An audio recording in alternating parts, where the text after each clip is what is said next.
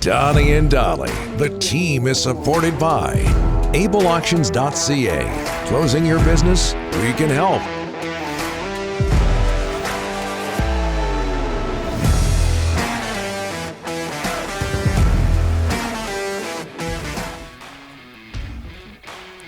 Just ahead of Paul Dolan, our guest of the day, or at least one of them. Donnie and Dolly, meanwhile, presented by Able Auctions. If you have assets, inventory, or equipment that you need to sell, email sales@ableauctions.ca. And again, our thanks to Jeremy Dodd and company.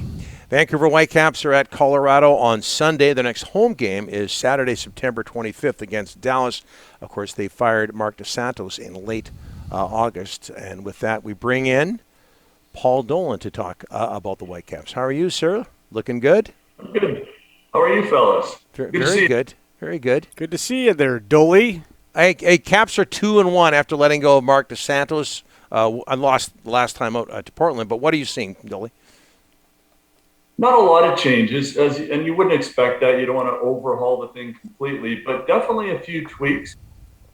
You see that Vanni is imprinting what he wants to do, particularly, he's the director of methodology for the Whitecaps, which means that he has a lot of say in how the team is built from a formation perspective, how they defend, how they play on set plays. And he was integral in that for the last couple of years underneath Mark DeSantos as an assistant coach on the sideline anyway. This year, of course, he wasn't. He was handling one of the youth teams as well. But he's come back in pretty seamlessly. The thing that I've noticed is that he sticks by his principles. He's a very zonal coach, not afraid to admit that. In fact, he embraces it. He says that the team knows exactly what he wants when he sends them out to defend that way on set plays, to defend that way within the 18-yard box in particular. But there is a tweak in the formation where he's looking to go with 3 at the back, almost primarily, where Mark DeSantos generally had 4 in the back.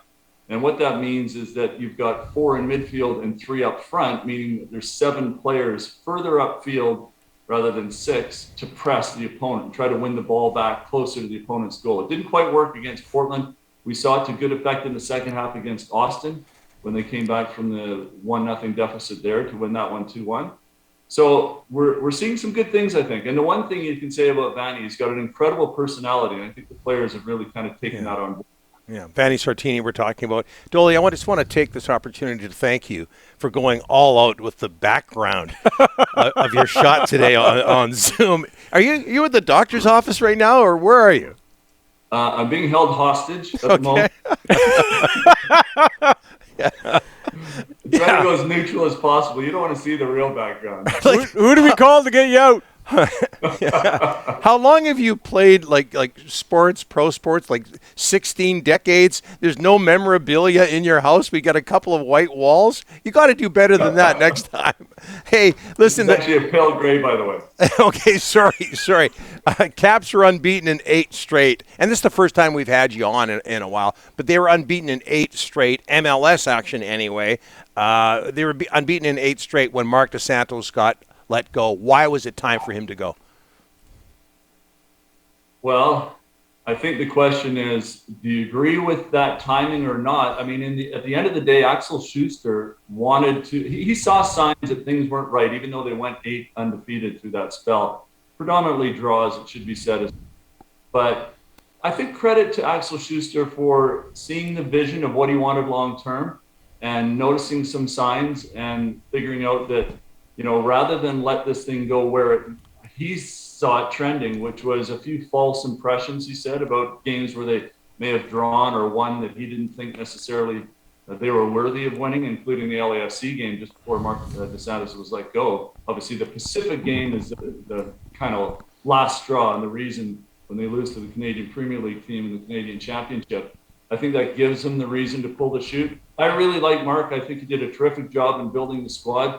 I would like to have seen perhaps him get the opportunity with more home games and a natural environment rather than the couple of years that he'd been away to see if that could turn around. But Axel Schuster, credit to him in this regard, is that he said, we've seen enough, whether it's been away from home or not, to see that there's some cracks there that he wants to improve upon. And he felt that bringing in Vanni for the short term, and I think probably, someone else for the long term, can turn the direction of the club in the direction he wants to see it go.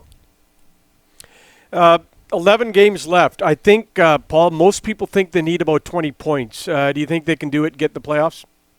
I do, because it's MLS.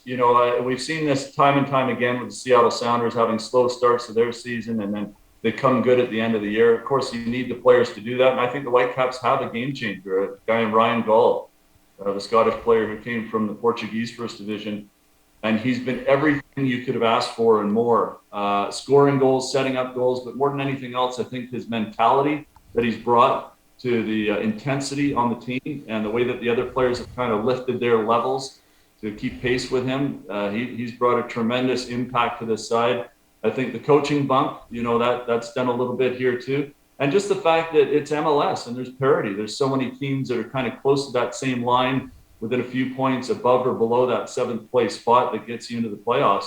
And still lots of time to do it, and more home games than away games for the Whitecaps. So I think there's a good chance that they can get in there. Yeah, the Caps are going to have some players here going off with their national teams. Galt could be one of them.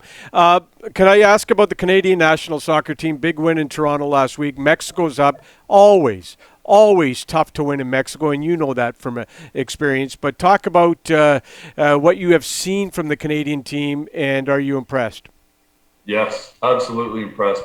A little bit of a hiccup not getting 3 full points at home against Honduras, when those are games that you need to win. But you saw the bounce back when they go to the States, in a place it's always difficult to play. Not many associations, not many federations go down there and are able to get anything out of playing in the U.S. and Canada gets a point from there. Not only do they get the point, but they knock the States back a couple of points, right? So they don't get all full 3. So right now they sit with 5 just underneath Mexico going into that next round. But I like the bounce back from them, and then they had a very good performance at home against El Salvador. The depth on the team is unlike anything we've ever seen.